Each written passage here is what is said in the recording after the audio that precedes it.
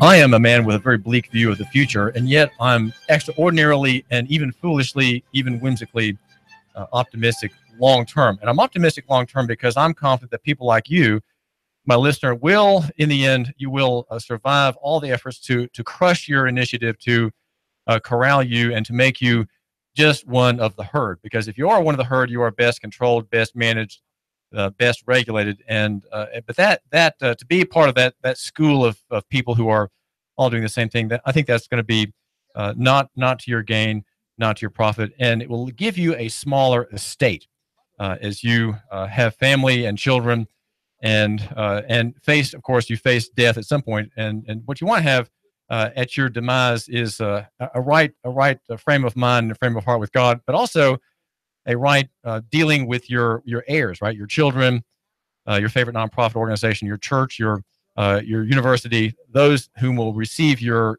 assets upon your death. So thinking about the economic situation, I always say have the long-term view. Think of prosperity. Think of what you can do to set yourself apart, to have an advantage in your unique gifts, which are personal to you. They rise from your experience, your background, your ideas. How do you become more prosperous? To help us answer some of these questions, especially since you, my listener, may be stuck in a job, to help us look into these questions about the future, about creating value, especially if we have, as I suggest, a bleak economic future in our country, is Clay Posey. Clay is Director of Business Development at SurfPro, and is also a mentor and coach for people like you who are starting businesses or are in business. He's an entrepreneurship expert, a small business expert, age 56, the father of 2 children. And Clay, if we had let's say we have an elevator pitch with our listener who's just about to bail out on us because he has a commitment, what is the main thing you would suggest he consider? He has a job, but he is thinking he's uneasy about being in that job. What should he consider in the way of entrepreneurship? Well, the easiest way, David, first of all, thank you for having me here today. But the easiest way for you to start looking at your life, if you're tired of the job, then what you need to do is think about, what do I love? What am I good at? What do I have some competency in? And what can I share with others? And that is the genesis of your business idea. If you love to fish, then that's a place to go. If you are a computer whiz kid, then that's the place to go. But you start with what you love, what you care about, what you're an expert at, and then you begin to think about, okay, now how can I take this and turn it into cash flow? Give an example of how that might work. Well, if you're a programmer and you're a mid-level guy in a mid-level job with a mid-level income, then what you have is really a grave with the ends kicked out. That's what we call a rut. And you can run along indefinitely doing that. But at some point, if you're in that kind of a job, you're going to be ready to stab your eyes out with needles, because you're going to go as far as you can go. And you realize, okay, I'm going to be doing this for the rest of my life. At the same time, there's something that you can't wait to do on Saturday. You're living for the weekend, and that's why, there's songs all about Friday afternoons, and we get off from work, and we're going to go do what we love. What you love becomes your way out if you do it right. So if you're a computer programmer and you're great at that, there are people out there who are wanting to do something else. Maybe they want to be a plumber, or they want to be a hairdresser, and they need a website. Well, there's your business. And it doesn't have to be big, and it doesn't have to be complicated. You just have to start. So by starting, what you're doing is you're saying, okay, I can do this. And you find your customers. You start telling folks, hey, you know what? You're doing this. How's your website? What do you need? How can I help you? And you start looking for that opening where somebody says, you know what? I'd love to have a website, but man, it's expensive, and I don't even know how to start. And so then you come to them and you say, well, I can help you with that. I can show you how to first get a domain, and then we'll just get you a page up that's going to talk about you. And I'm going to show you how to get that page to show up on Google. Well, all of a sudden now you're doing what you're expert at. You're doing what you love, and you just helped somebody else make their business better. It might be that you're a guy who's out there getting dirt under your fingernails every day. You're digging a ditch, and you're driving somebody else's van, using somebody else's tool, making somebody else rich, being a plumber. Wonder how much it takes to start doing that job on the side, and all of a sudden you have your own thriving business going. Service businesses are great because they have what we call low barriers to entry. You can start it on the side. It can be as little or become as big as you want it to be. So in the example of the plumber, that's a trade that's regulated. Let me just ask specifically about that. The barrier to entry there is the license to plumb. How would someone with that gift who works, let's say, for Ray's Plumbing, which is a great outfit, by the way, he's working for Ray's Plumbing, and he wants somehow maybe to do better and to work on his own. How does he do that without actually going to get the license? Well, if he wants to be a full-time plumber, he's going to have to go get his license. He's got to be legit. And there's a process for that. There's an apprenticeship involved. And I honestly don't know all the details for that. But there are attorneys out there, and you can go to the pipe fitters, steam fitters, pipe fitters union and find out exactly what that process is. But at the same time, you've got a guy who's what I call hand smart. He's not book smart. He might have hated every day he had to go to school, but he loves to work with his hands. If he can turn a wrench, he can also probably learn how to paint a room. He can set tile. He can maybe do some carpentry. And that opens the door to being a handyman or a furniture repairman. And he gets to work with his hands while he figures out if he wants to take that big step of becoming a plumber or not.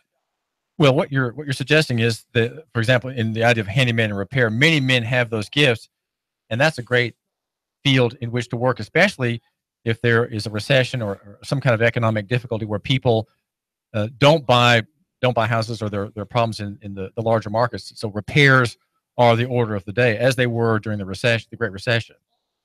Well, and David, I can tell you, I've spent the majority of my career in and around service businesses. I work for ServPro now, but I've owned my own companies before doing fire and water cleanup and restoration. I've owned a construction and remodeling company, and I've owned a handyman company. And there is always demand for good, handy people that can get out there and do things. There's some people who can't do them, and there's some people who just don't want to do them. And those are the ones you really want to find and work for. What are the elements of character, Clay Posey, that are essential in a business like that? Is character that important, or is it simply the art of the hands? How does character fit into establishing a business and getting repeat business? Oh, well, character and reputation are everything, especially in a service business, David. I talk about two different skill sets that you have to have. The first skill set you have to have in any business is what I call your craft skill set. You've got that particular trade, that particular skill that you're gifted at and that you're talented at, and you're an expert in that field. That's what you begin to build your business around. But there's a whole nother skill set, and that's your business skill set. And that's the rubrics of running a business, but it also has to do with character and integrity. People buy from people they like, people buy from people they trust, and word of mouth is everything. And with the speed of the internet that we have, your reputation, good or bad, will multiply and follow you far beyond what you can possibly imagine. That's where services like Angie's List or Thumbtack or Tackle all come to play, and everything now is being driven by reputation. So reputation is established by reviews, right? Correct. You do a job for someone and you say, please give me a review on Google or Tackle? Well, Tackle is... We're hearing the ads for that now. Yeah, I was going to say, I heard an ad in the break there a minute ago. Tackle is a great little app. It's Uber for all kinds of odd jobs. So that's the decentralization of that market. Exactly. You don't have to have a listing in the phone book with an expensive ad or what have you. It's decentralized. This is the sharing economy. So personal reputation and reliability, even for a small player, a single player, is extraordinarily important. Right. And I'll give you a good example of that, David. I'm going to do what all of us like to do who are dads. I'm going to brag on my kids. I had a daughter, and my daughter in Atlanta was very successful in retail management, growing with the company. Actually, the company wanted her to go higher than she was wanting to go at that time because she was doing all the things that the company expected her to do, and she's making a very, very good income doing that. And then all of a sudden she found out my granddaughter was coming along. She didn't want to be in the retail world working 70 hours a week and working every weekend and working all through Christmas and have a child. My daughter loves to cook. And so she started off just for a few friends, and it's like, hey, how about I make dinner and prepackage it so all you have to do is take it home and warm it up. It started with one or two people who then got on Facebook and said, man, she just did this for me, and it was fantastic. And now she has a business that has replaced, in a year's time, the money she was making as a retail manager, close to 6 figures, and she's replaced that income all through one Facebook page. And how many children? Just one. She has one child. Just one. Okay, so she has a child. So she has 2 full-time jobs now. Right, exactly. And again, that's starting small with something that she liked to do. She liked to cook. Right. And she had organizational skills which made her think that I can have a whole meal, and the salad and the bread and the dessert and the drink. I can figure out how to make all that attractive, and I can say, hey, would you like to have it for this amount? Yeah, and so now, and as I said, it's all a community in this Facebook page. She's never run an ad. She's never paid for any advertising. She does this out of the basement of her house, and she's got all the appropriate stuff down there. She needs to be able to do that now, but it started and it's grown strictly by word of mouth. This is David Tulis, and you're on the air live caller with Clay Posey. What's on your mind? Hey guys, yeah, I just tuned in, but I caught the end of the part where y'all were talking about internet ratings. Yes, go ahead. You know, I get requests all the time from people to go on and give them positive reviews, because people tend to post the negative more commonly than they will the positive. But that right there, you know, I think that the trend is where people are starting to doubt that. They're starting to doubt that those types of reviews are guaranteed or the best. And maybe not across the board, but I guess because me being in the B2B world, people will tend to ask me to do that because they know I understand. But I just wanted to throw that out there and get your feedback as far as, all right, so I'm not quite clear what being manipulated and how people might, if people are recognizing that. Okay, so your question is, caller, whether my listener should be skeptical about ratings, and the ratings are, of course, viewed in aggregate. You're wondering whether these ratings, whether positive or negative, are reliable. Is that your question? Well, I guess she's gone. Go ahead. I guess she's gone. What I see is the ratings are a piece of the pie. You have to have those. You have to have the good ratings, and your caller's right, David. You've got to realize that people will very quickly spread a bad report, and people will very quickly believe a bad report. We seem to all be predisposed to believe the scandal, to believe the bad news without doing our homework. But relationships are everything. And you can read through ads. If you see ads for a product and they're repetitive, this is great, and they're all 4 or 5 words, you realize, okay, somebody's pumping this. But if it's relationship based and you build your business based on relationships, which is what I was saying that my daughter did, then it becomes authentic. And that ad, if there's a positive ad given on a site, then it's obvious that that's authentic. Are you suggesting, Clay Posey, that if you have organic growth as opposed to growth by mass advertising, that you're going to have better reviews, and that you may have fewer as they may grow more slowly, but they're more authentic, more genuine, and more believable? Right. And you build a clientele. If you're in a service business, if you're in a food service business and you create food for somebody, they're going to eat that up. And then, you know what? They're going to be hungry tomorrow. If you're a handyman, I can tell you that folks get addicted to that. It's so easy. And if you're the guy that you're putting in 60 hours a week at your job, the last thing you want to do on Saturday is get out there and have to rake the leaves or clean out the gutters or pressure wash the driveway. Exactly. You know, you want to, a lot of these guys, they want to be on a golf course. Okay, well, let them be on the golf course. You can take care of that for them if you're the business provider and get that started, and you're providing a valuable service for them. Well, is it possible, Clay Posey, that my listener who thinks that he has skills and gifts in a particular area of his enjoyment, something connected with a passion that he has apart from his employment, that he may just be following a dream, that it may be somehow self-centered and self-serving, or I'm just questioning a little bit your assertion that he should follow his passion and his dream. Is that not maybe not being realistic somehow? Well, you've got to figure out whether that dream will float or not now. And that's part of what I can do for folks is I will look at them, and one of my specialties is go-to-market strategy. Okay, this is what you love to do.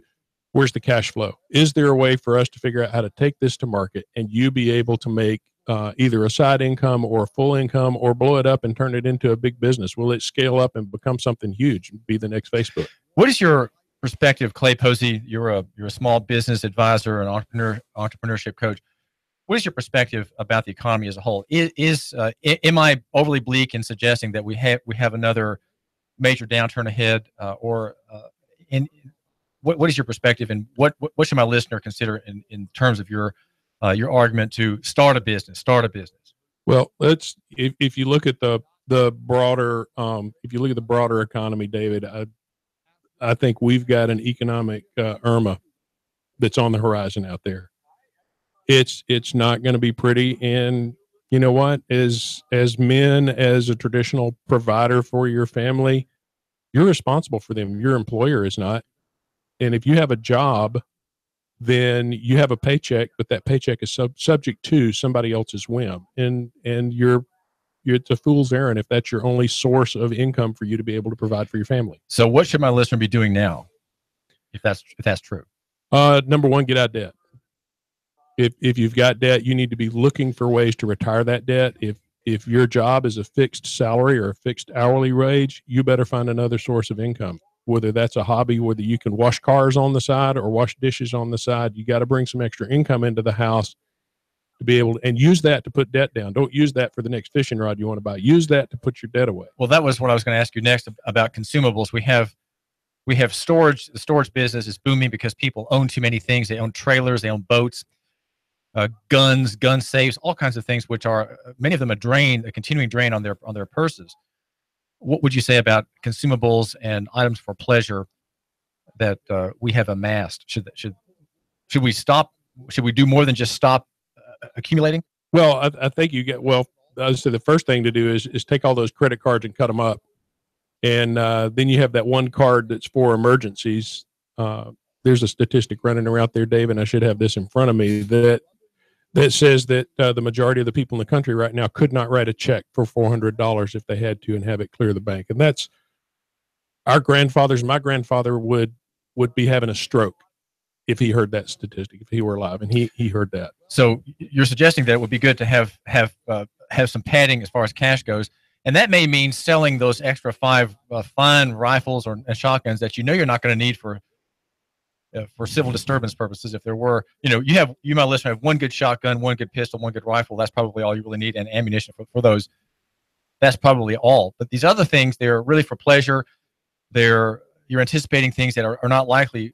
But you're saying, Clay, we should be anticipating contraction, because Hurricane Irma in the economy is a contraction of the credit economy. That's inevitably what happens. There's less money, less credit, and people are being dunned.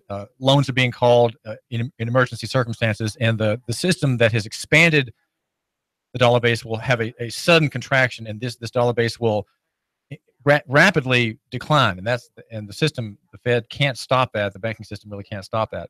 And so that means layoffs, lack of sales, lack of business all across the economy, as it was suggested in many sectors in 2008. Well, and I was in business for myself as a contractor in 2008. I was down in the Atlanta, Georgia market, and I was there in 2007. Things hit in Atlanta sooner, and they hit harder. Chattanooga, I ended up here partly because the economy here was not as bad as it was in Atlanta. I was working for a very exclusive clientele. I worked for multimillionaires. I worked for sports figures and people who were very prestigious in political positions. And what I found out is, regardless of the dollar value of their home that was 7 or more figures, they were just as broke as everybody else. They were all living paycheck to paycheck, and nobody had a thought for tomorrow. And then when these overinflated equities went away in their house, my business went away. And my business went away because everybody was paying for it out of their home equity loans that they could get. We're talking with Clay Posey. This is David Tulis. Thanks for giving us a few minutes of your time here at Nooga Radio. We're live on your smartphone, on your smart device. Just download the TuneIn Radio app and mark us as Nooga Radio. Mark us as your default station if you are beyond the range of our powerful FM and AM signals. We argue for local economy and the free markets, and Clay is suggesting that you become more liquid. In a nutshell, Clay, what are the 10 words that my listener needs to hear in the elevator pitch? The 10 words in the elevator pitch are: get out of debt, be smart with the money that you are going to spend, prepare for the worst and hope for the best, start that side business to generate income so that regardless of whether you're employed today You lose your job tomorrow, you still have an income stream, and live on less than you earn. And if you're tossed out of your employment, then suddenly that little thing you're starting on the side becomes magnified in your view, and then you have a chance to work on it. But work on it now and develop it now, especially if it follows your passions and your genius. Exactly. That's it. We're talking with Clay Posey, and we've got some important messages for you to hear. Remember, radio lives and thrives when you, the listener, support and patronize and do business with our advertisers. We have a great lineup of advertisers and sponsors here on the David Tulis Show. I argue for local economy in the free market every day at 9 o'clock, and we're live on Facebook and live on YouTube. We want to get back to talk with Clay Posey for ideas on you and exercising your genius. The Tennessee Valley's news, talk, and sports leader, Nooga Radio.